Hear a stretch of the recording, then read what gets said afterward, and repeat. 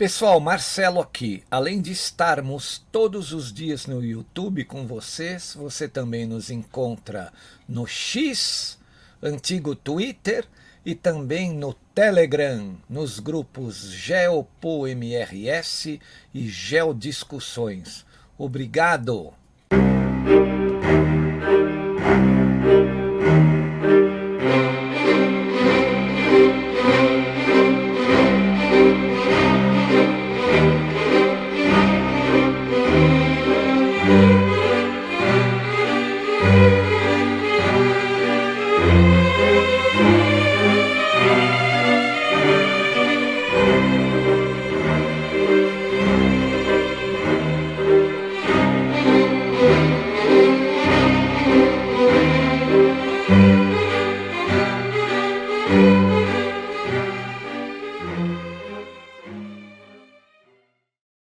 E aí, pessoal, eu sou o Marcelo Rossi, o analista aqui do canal Geopolítica e Operação Retomada, né? O nosso canal, apesar de receber doações, não tem conteúdo exclusivo para doadores, né? Todo o nosso material é aberto para qualquer pessoa. Portanto, os doadores o fazem por espontaneidade, tá bom? Que isso fique bem claro, não existe conteúdo exclusivo e nem discriminação para não doadores. Todo o nosso conteúdo pode ser acessado por qualquer pessoa. Muito obrigado a todos. Assistam aí a nova análise, espero que você goste. Valeu! E aí, pessoal, Marcelo Rossi, Geopolítica e Operação Retomada, voltando ao nosso canal, né? Hoje é uma quarta-feira, né? Dia 20 de maio de 2026, né? Tá acabando o mês de maio, né? E aqui a gente vai falar novamente sobre o compromisso, né? O acordo de cavalheiros que tem Trump, Putin e Xi Jinping, respectivamente, né? A águia, o urso e o dragão, né? Quem acompanha o nosso canal sabe que esse é um acordo para que essas três grandes nações, esses três grandes players, e obviamente com o restante do mundo, não serem mais influenciados e empurrados para o mundo dos banqueiros globalistas, não é? Então essas três grandes nações estão em litígio, definitivamente em conflito, em guerra com esses que estão aí nos bastidores há séculos tentando manipular os poderes constituídos das nações, né? Quem acompanha o nosso canal sabe como eles jogam por trás, né? Criaram várias instituições para poder manipular o poder global. Os bancos centrais, o Conselho de Relações Exteriores, né? A Comissão Trilateral, o Grupo de Bilderberg, né? O Clube de Bilderberg, o Fórum Econômico Mundial, né? Todas essas instituições foram criadas por esses financistas globalistas a fim de poderem ditar os rumos que a humanidade segue, né? Ou seguirá, não é? Porém, com essa tríplice aliança aí entre Estados Unidos do presidente Trump, a Rússia de Putin e a China do Xi Jinping, vai ficar difícil para eles, né? Eles se sentem traídos, principalmente no quesito referente à China, porque foram os globalistas que fizeram a China o que ela é hoje, uma grande potência econômica, né? Lá atrás eles abandonaram o socialismo, continuaram com o comunismo, né? E para quem não sabe qual a diferença entre comunismo e socialismo, é que o comunismo é um sistema político, onde você só tem um partido no poder, partido hegemônico, e o socialismo é um sistema econômico onde o Estado cuida e planifica toda a economia. A China abandonou o socialismo, né? Foram para o capitalismo selvagem, orientados e instruídos por esses grandes globalistas, pelos donos do mundo, mas mantiveram o regime comunista, né? O partido hegemônico no poder. Esse é o modelo que os globalistas querem impor ao mundo todo. Só que eles querem controlar aquele partido que é hegemônico no poder. E os chineses não querem, agora que eles já ficaram grandes, eles não querem ser controlados por esses globalistas. Eles se rebelaram, né, contra os seus criadores. Essa é a verdade. Então é por isso que o Xi Jinping está em litígio também com essa gente. E o urso, a águia e o dragão estão fazendo acordos formais, né? Como eu já disse aqui no canal, logo depois da visita do Trump, apareceu agora a visita aí do Putin, e não é coincidência que 4 dias depois, né, da saída do Trump de Pequim, chega o Putin, né? Então, muitos pontos em comum eu acho que eles têm, e já né, o Xi Jinping deve ter recebido o Putin, foi ontem, né, recebeu hoje, até o Putin vai embora. Eles devem ter conversado muito sobre a conversa também que o Xi Jinping teve com o Trump, né? A China intermediou esse grande encontro, e vocês podem ter certeza que daí vai sair grandes novidades para o segundo semestre. O jornal Russia Today fez um resumo da visita do Vladimir Putin à China. E é isso que eu quero ler aqui para vocês, né? Com data de hoje, isso é dia 20 de maio, uma visita de Estado, talvez a mais importante visita de Estado que o presidente Vladimir Putin fez à China, não é? E ainda, pelo fato de ter sido logo depois do Trump, é que fica claro para aqueles que estão esclarecidos, né, que vai sair coisa aí desse encontro que vai bater de frente com o Deep State global, né, essas pessoas comandadas aí pelos donos do mundo. Já falei aqui no canal que internamente aquela diretora de inteligência do Trump, a Tulsi Gabbard, ela tá com um monte de coisa brava na mão para acabar com esse pessoal inimigo interno dos Estados Unidos. O Trump vai usar o Carvajal e o Maduro para acabar com o Foro de São Paulo, né? E esse papel da Tulsi Gabbard também, quando ela também está investigando os laboratórios ucranianos clandestinos, é para acabar com os globalistas europeus que estão colocando dinheiro na Ucrânia, né? Mas vamos ler essa matéria então sobre esse resumo da visita do Vladimir Putin à China. Ela diz o seguinte, é do jornal Russia Today com data de hoje, 20 de maio. Ela diz assim, o presidente russo Vladimir Putin chegou a Pequim.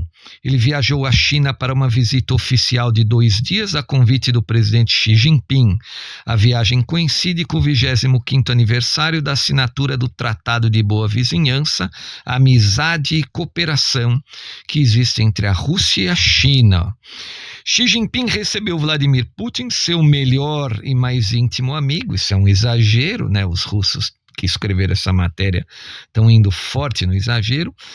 Após cúpula com Trump, diz a mídia chinesa. Eles estão cantando a bola. Recebeu o Trump e logo em seguida o Putin. Não. As relações entre os líderes mundiais raramente são tão pessoais quanto as existentes entre o presidente da Rússia, Putin, e o presidente da China, Xi Jinping. Escreveu o jornal South China Morning Post às vésperas do encontro entre os dois chefes de Estado.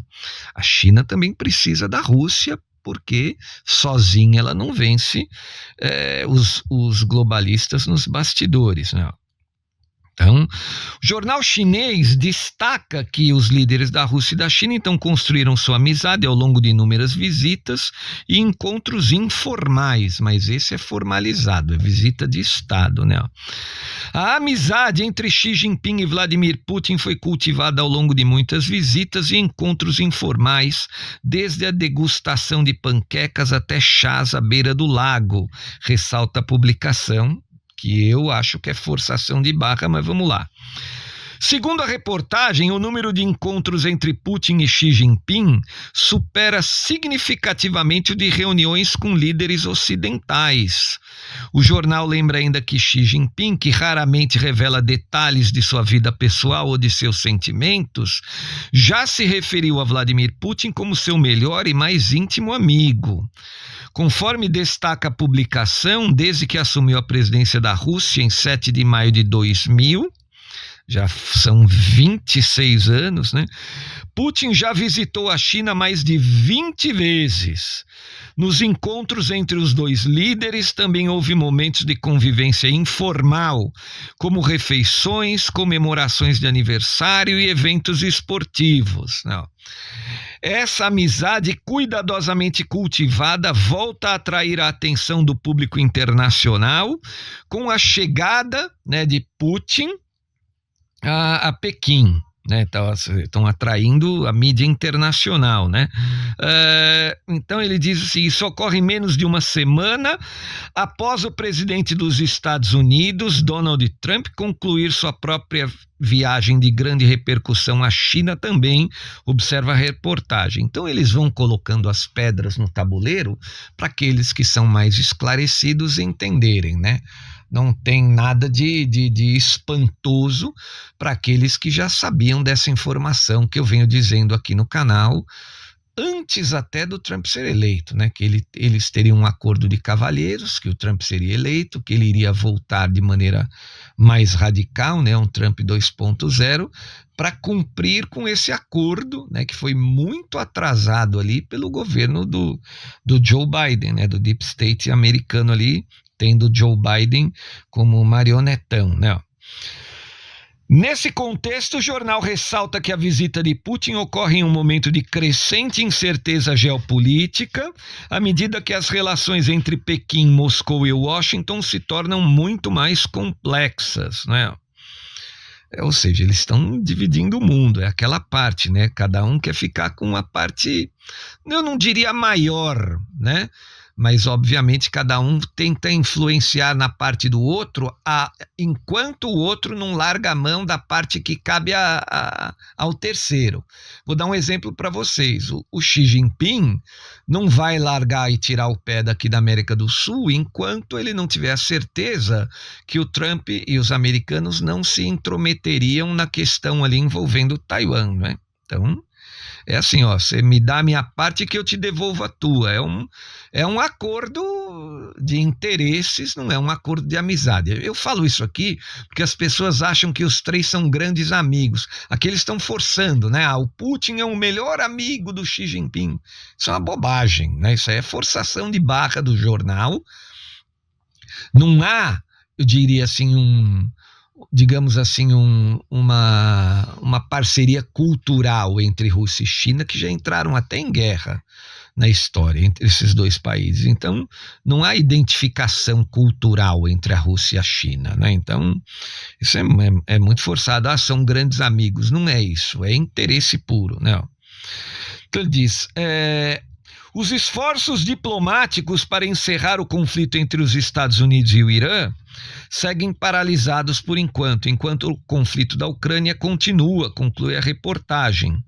A delegação presidencial da Rússia inclui altos funcionários, ministros e os chefes das principais empresas russas. Cerca de 40 documentos bilaterais deverão ser assinados durante a visita, incluindo uma declaração conjunta sobre o aprofundamento da parceria estratégica abrangente entre os dois países, de acordo com Ushakov. Estão agendadas reuniões entre os dois presidentes para quarta-feira, que é hoje, né? Antes ainda do Putin ir embora. Acho que já aconteceu, porque a China está na nossa frente, né? A China está algumas horas na nossa frente. Segundo Moscou, Putin e Xi Jinping realizarão conversas bilaterais e em formato ampliado, focadas nas questões mais importantes e sensíveis das relações bilaterais, bem como nos principais desenvolvimentos internacionais. De acordo com o porta-voz do presidente russo, Dmitry Peskov, qualquer contato entre Vladimir Putin e Xi Jinping contribui para dar novo impulso à ampliação das relações entre os dois países. Segundo ele, Moscou tem grandes expectativas em relação à próxima visita oficial de Putin a Pequim, né? Então, é assim.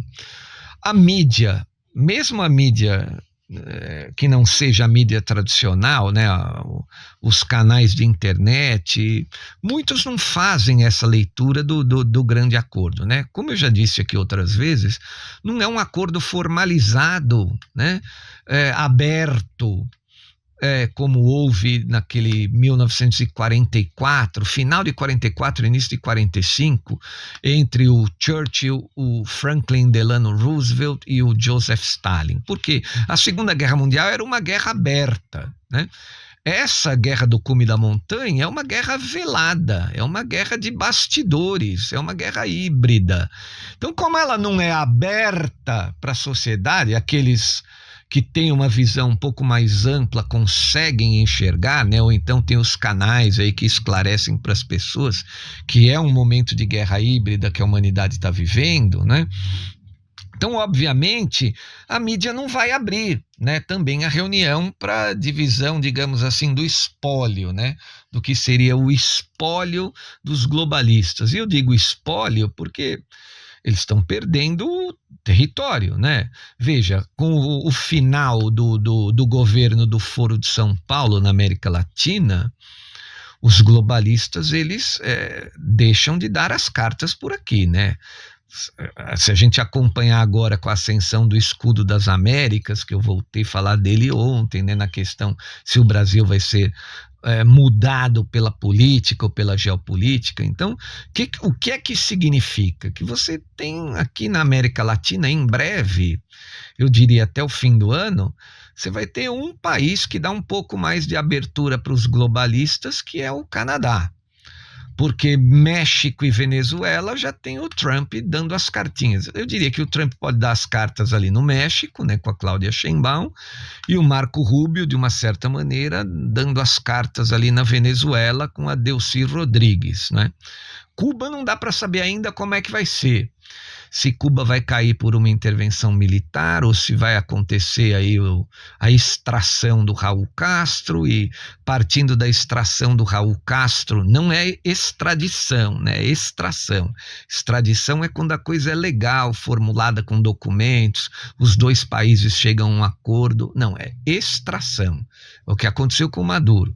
Então, se houver uma extração do Raul Castro aí, por conta daqueles crimes, né, da derrubada dos aviões dos Hermanos em Resgate, lá em 1996, né, que os promotores lá da Flórida reabriram o caso, então ele pode ser extraído, aí pode ser que então o partido no poder em Cuba obedeça ao Trump, mas eu acho que vai ser diferente da Venezuela, porque o Trump e o Rubio, eles já querem derrubar, sim, o governo do Miguel Díaz-Canel, né?